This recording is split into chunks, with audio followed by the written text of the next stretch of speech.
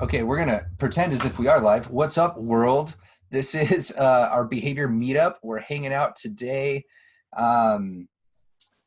just because things are crazy and we wanted to escape and get to know each other a little bit more in this behavioral community. So we have a whole host of a lineup you can find in the comments section there. We're going for the next 4 hours streaming. Invite your friends, your neighbors, anyone else that's a nerd. And our first up today is the ABA Ultimate Showdown Takeover. So I'm going to pass it over to y'all, and we have some fun stuff with BCBA Fails. Go for it. Sounds good. Thanks so much, Ryan. Thanks for inviting us to be part of this. So welcome to ABA Ultimate Showdown, a podcast promoting constructive, respectful, and professional discourse to advance the field of behavior analysis. I'm Kara Graham, owner and executive director of Graham Behavior Services, and I will be your host for today's podcast. In addition to running GPS, I am a mother of 2 children, ages 4 and 6 months, and have had plenty of BCBA fails myself. If you listen to our podcast, this round is going to be a little different. We, due to the risk of COVID-19, there's going to be no coin toss. We're not looking to spread any germs. We also aren't following our typical format since ain't nobody got time for structure. We're too busy figuring out how to deliver telehealth services. There will definitely be no journal articles unless somebody has one that they want to bring up. By all means, put it in the chat or on Facebook, and we will try to address it.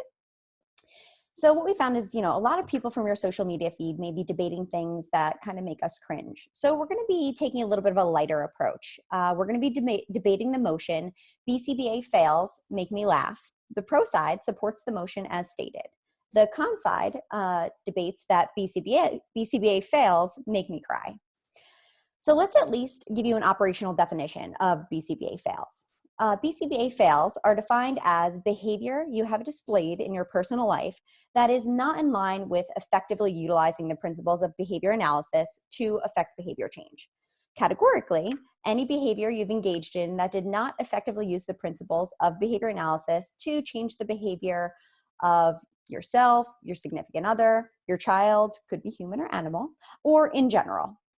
So we want to make sure that we present you with a comprehensive and balanced view of the 2 sides of a controversial topic. So we're going to need your feedback. So in the Facebook Live comments, type your hashtag BCBA fails. I will read them, and you can also use your laughing or crying emojis to show us which side you think it supports as our 2 debaters present their sides.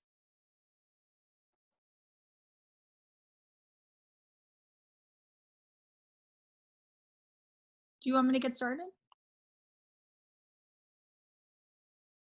I think Kara froze, so why don't you take it away, Jill?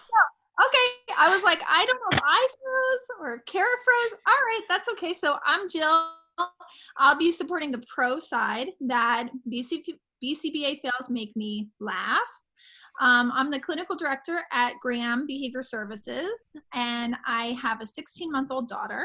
So obviously this story is about her. So as a BCBA, one of my all-time favorite things to help families with is sleeping skills. I just feel like it's such a huge thing that families need, and it just changes the lives of their family when they're able to sleep and kids are able to sleep. So when I had kids or a baby, I was like, oh my gosh, she's going to be the best sleeper ever. She's going to be able to sleep through the night. She's going to sleep anywhere. She's going to be a good napper. And eventually I was able to teach her these things. And ultimately she is a really good sleeper. She's taking a nap right now. But this story is not of a story when she was a great sleeper. This story is both kind of like a BCBA fail and really also almost like a mom fail, at least a new mom fail. I recognized that she wasn't going to sleep through the night right away.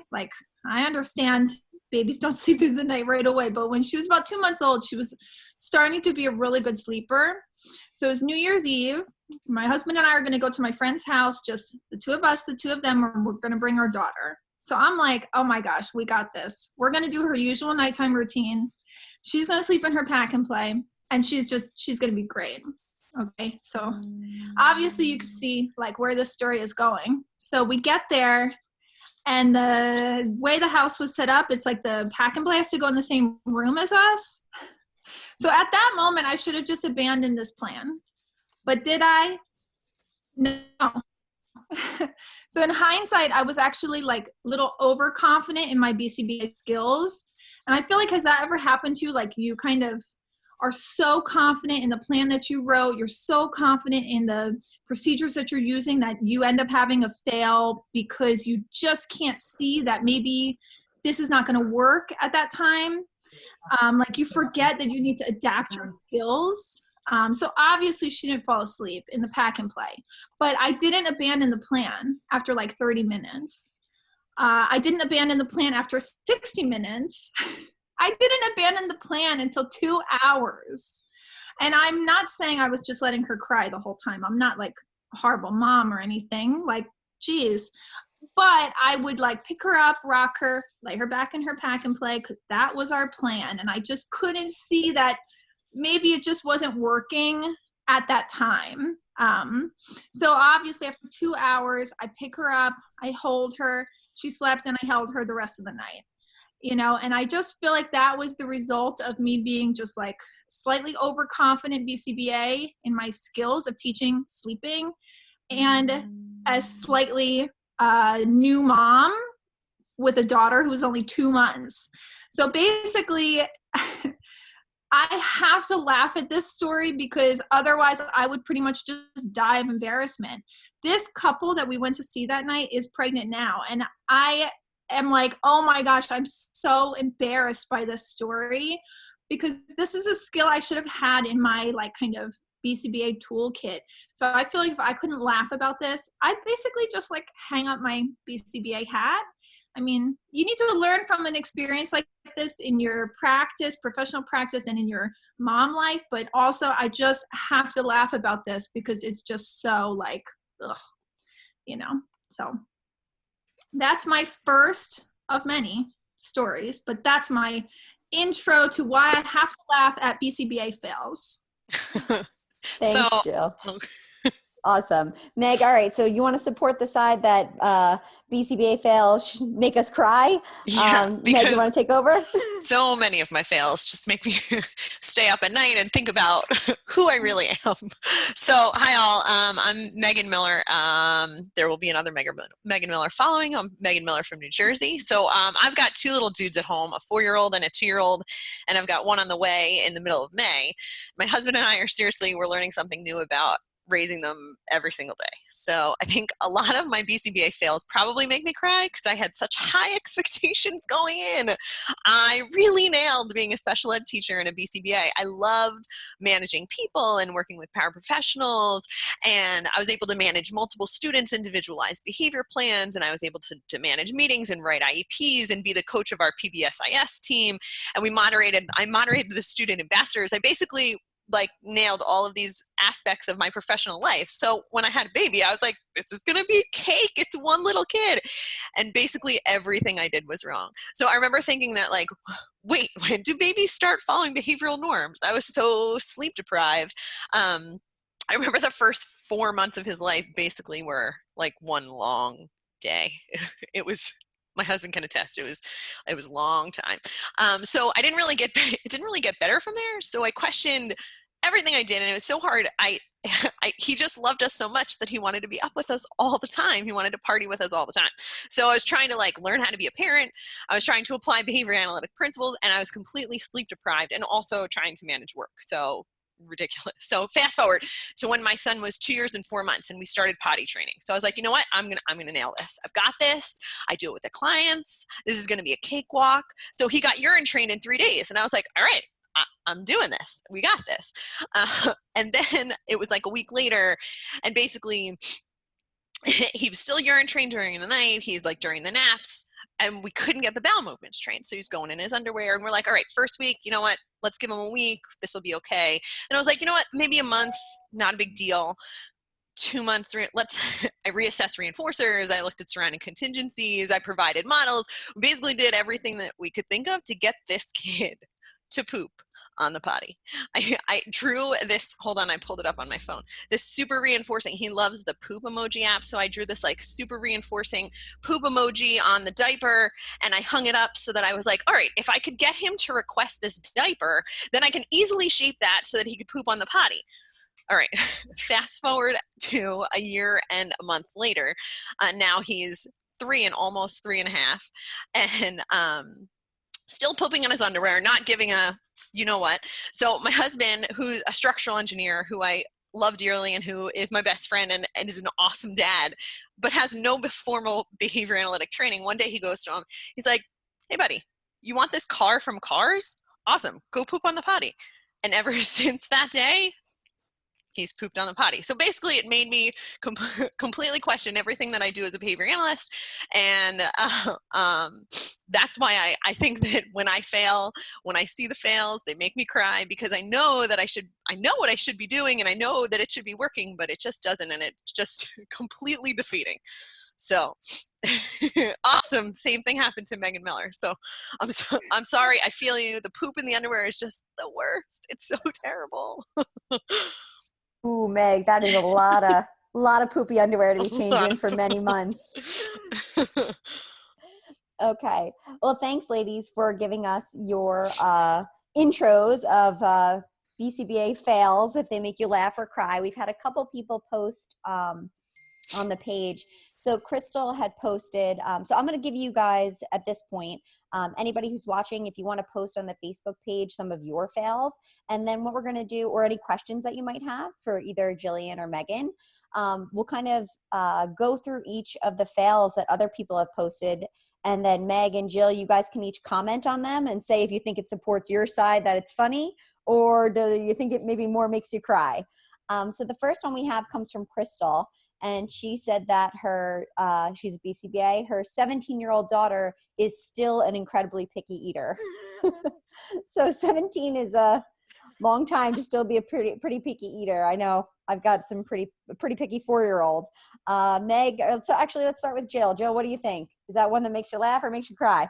I feel like it has to make you laugh. That's the thing, is like, we're so hard on ourselves as BCBAs. We like do so many things for our clients, and in a professional setting, we can analyze our own behavior and see like our own procedures and what we're doing. But in our personal lives, it's like, it has to make you laugh. Like, that by probably reinforcing the pickiness, that now they're still a picky eater, but it's like, it has to make you laugh, because otherwise, I don't know. I just feel like because otherwise you'll cry. That's exactly my point. So you're going to send, and Crystal, I feel you, girl, like you're going to send a girl to college and she is going to be a picky eater, and I get it. I would cry too. So I fully support however you cope with this. You go for a run, you have a glass of wine, you do what it takes, girl, because I am going to be crying right there along with you.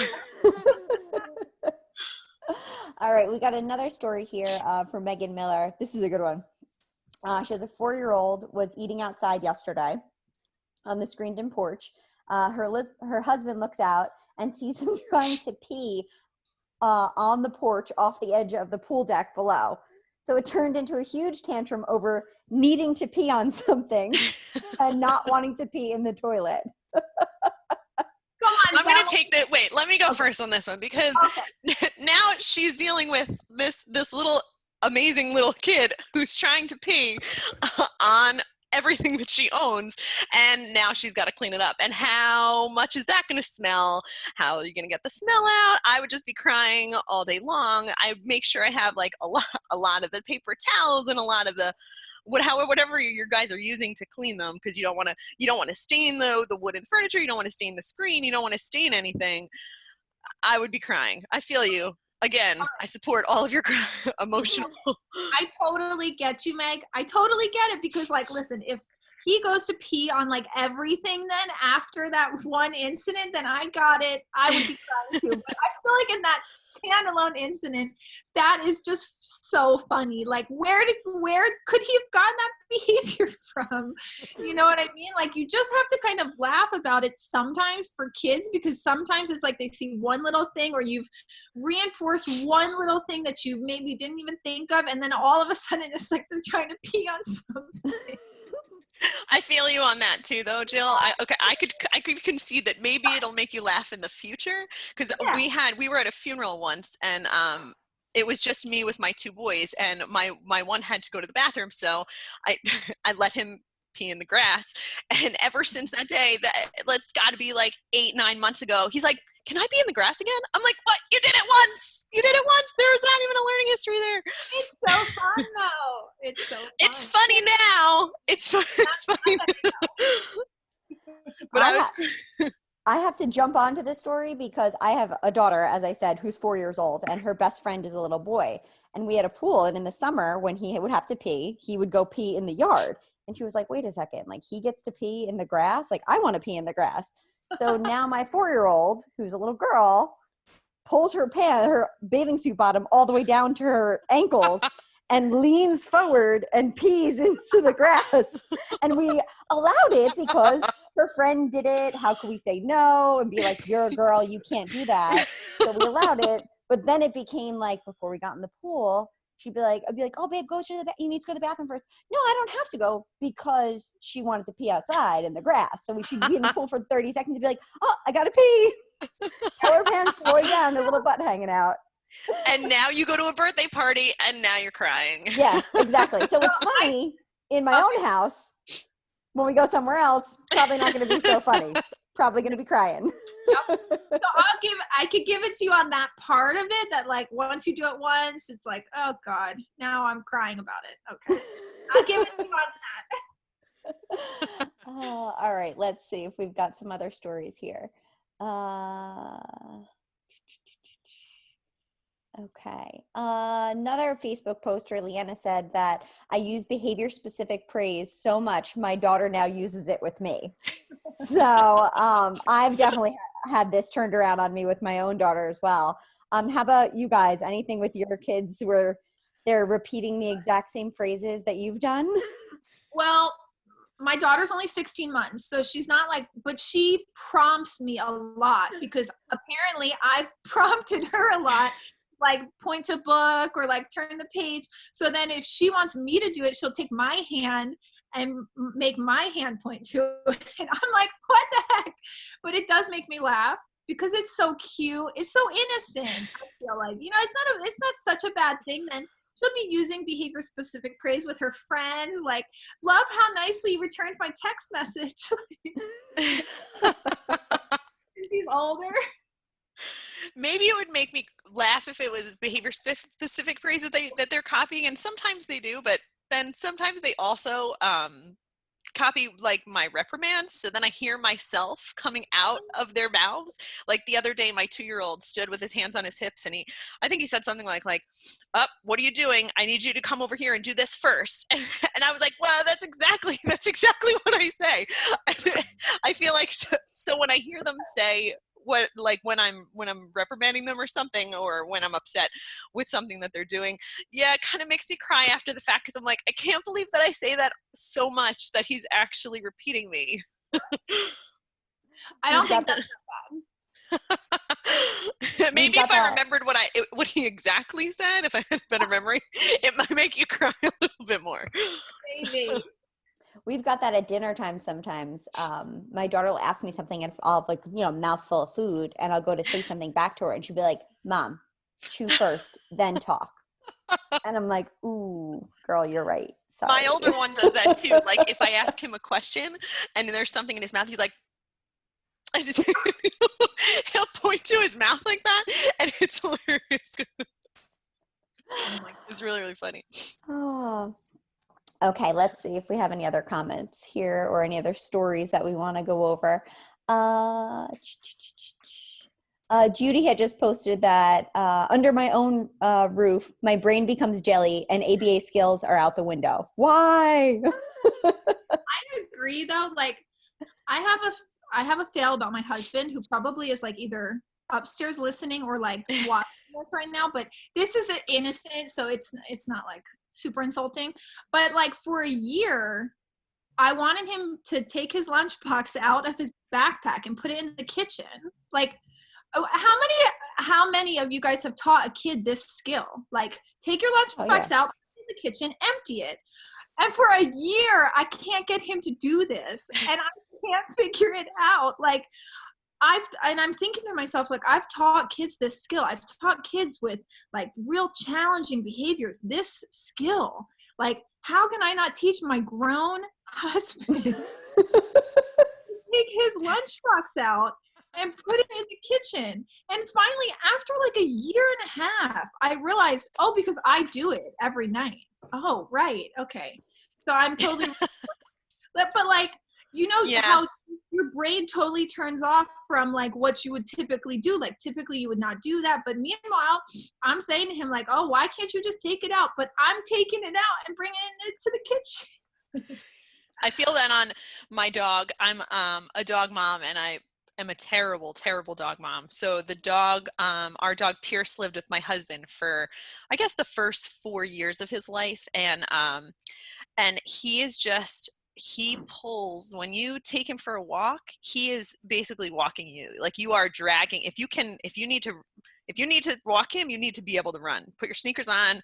You need to be able to go, because he is just the worst. And do I know what I should be doing? Yes. I'd like, like I should be pulling him the other way, or like not reinforcing where he wants to go, or like maybe making sure that like I'm I don't know, maybe watch a few like behavior analytic dog shows, but I just don't have time. And I know that it's so much easier for me to run with him, even like 8.5 months pregnant, than it is to actually teach him to walk appropriately so that he doesn't hurt anyone around us. Oh, that's a good story, Meg, because we have a couple people that posted some dog parent fails. So we have a dog mom fail here. During puppy training, your dog performs the trick for the dog trainer, yet you, but not you, and you're a BCBA. So I think that's a common issue across many people. Yeah, and it's just got to make you cry, because I feel like you're like, oh yes, I do this for a living. Animal behavior is all deterministic, and then you come back and you're like, yeah, I can't get my dog to do what you did, so I'm gonna need your help on this. And they're like, oh sure, you have your master's, right? Okay, cool, yeah, I'll help you. And I feel like that's definitely got to make you cry. Okay, I don't have any pets, but Meg, I actually agree with you on this one, that does sometimes make me feel like crying, because I am so horrible with dogs. Like, I do all the wrong things. I'm super like scared around them. I always feel like they're gonna like attack me, even though they're not. But like, I understand animal behavior. How can I not understand how to interact with a dog? Like, so I agree with you on that one. Dimitri had actually posted, I think this is a pretty funny story. My 9-year-old dog barks relentlessly whenever I touch my wife. I mean, whenever. That's a pretty good one, especially as a BCBA. You would think like, okay, I can change this behavior. I feel like that is no laughing matter. That is not funny. There's nothing funny about that. Like, you need to touch your wife. So I feel like, yes, and especially if I was the wife, like, I'd definitely be crying. Like, I need my husband to touch me. I'd lock that dog out of the bedroom, and the dog is not allowed in that bedroom. I already said, like, with these ones, I agree with you on these ones. All right, we got another one here. Lauren said, if I sneak a piece of chocolate and my son catches me, he will say, Mama, first you need to work, then a special treat. Little pre-NAC principle. Grandma's rule being thrown in your face. I mean, come on, that one is hilarious. Yeah, I yield to you, Jill. Talk about that, because first of all, it's probably so cute. And second, like, the ones that are really more like innocent, is like, you just have to laugh at them. You can't be so hard on yourself as a parent and as a BCBA. Yeah, my two guys, my parents and my husband's parents are like their favorite people 10 times more than us. So when they offer them something like ice cream or like a donut in the middle of the afternoon, sometimes my older one will say, but we have to eat dinner first. And yes, that definitely makes me laugh. So I yield to that one. I yield to you guys. That's some good training there, Meg. Well done. That's not a BCBA fail. That's like a something. That's a success. That's a mom win. And it's only going to get stronger after the quarantine, right? Because we are together 24/7. Yep. Claire had posted another one about her kids that this one makes her cry. Toddlers cleaning their toys at home, but I hear from their daycare teachers that they're the best helpers in the class. What's up with that? Hey, she's got to survive. Exactly. And it's like, it's hard to get your kid to clean up. It just is. Oh my gosh. And I know my daughter's young, but still, like, even one little book on the shelf, I'm like, oh God, I'll just do it later. Never mind. That is, I feel like that one would make me cry because, like, you know what to do. You know what to do. You're just so tired that you can't do it. I feel like you have to laugh that one off because it's just like, you gotta just let some things go. That's it. A great quote here from a Facebook commenter. There's a saying in Finnish that the shoemaker's children go without shoes. Yeah, right. Yes. That's so funny that you say that. I was in an ACT course with Dr. Tom Sabo last year, and one of my classmates brought up the awesome point that like hairdressers can't cut their own hair. So like I was like, yes, right, exactly. So, but nevertheless, sometimes you cry about it. Let's see. We got one more commenter here. I think we can probably go over. Candace writes, let's see. Every time my dog howls, I give him attention. So now when he's in his bed and wants to be pet, he howls, and I reinforce it every time. That's hilarious. I think that is pretty hilarious. And it's like, I don't know. As you're going to bed, poor Candace is probably crying into her tea because she's going to bed. All she wants to do is sleep, and her poor family is just not able to sleep because she's trained up this dog to howl. All right, so let's see. Other Megan Miller says, I'd like to point out that none of us are crying right now about these stories. We are all laughing. We're all laughing. Touche, Megan, touche. Thank you. So we've got a couple more minutes until just a few minutes, 3 minutes left. Meg and Jill, I'd like to give you a opportunity. Take 30 seconds to drive home your side, and then I'll start wrapping things up. Okay. I mean, I'll start. I do feel like we're all here laughing about it now, and I just feel like we have to remember, like, not only during quarantine time, but all the time, it's like we have to be a little bit forgiving of ourselves in our homes. It's like we're not going to be able to be excellent BCBAs in the clinical field and excellent BCBAs at home. Like, sometimes something a little bit has to give. So you have to just laugh about it to forgive yourself a little bit, just laugh about it, fix it, move on, and know that just being a parent is hard and being a BCBA can be challenging. So Yeah, I agree with that. That 100%, all of that I agree with. And I feel like if you are crying into your tea or your wine or your soda or your water or whatever you're drinking, I'm with you. I feel you. Because in the moment, after the fact, it is hilarious. As Megan Miller pointed out, we are all laughing about it after the fact. But when I am cleaning that poopy underwear in my bathroom sink, there is nothing to be laughing about, including the smell. So I feel you. After the fact, it's going to be funny. And when we all look back at this, hopefully we'll laugh. But in the moment, I'm going to shed a few tears. Awesome. Well, thank you so much, ladies. So the best part about our debate is that there's no winner and there's no loser. Our intention is always to present a different point of view of a controversial topic that you may not have previously considered. So this is a really tough point with a lot of considerations that need to be made. Just kidding. Just laugh off your BCBA fails. It's all good. And we all have our moments. So let's take some solace in the fact that we aren't always on and that we all fail sometimes. So it may make social distancing just a little bit easier. To wrap up, we always ask our audience two things. Be respectful and thoughtful when you respond to other people and their ideas. Remember that everyone has a unique learning history that has brought them to this moment. It will make you a better person and further promote behavior analysis.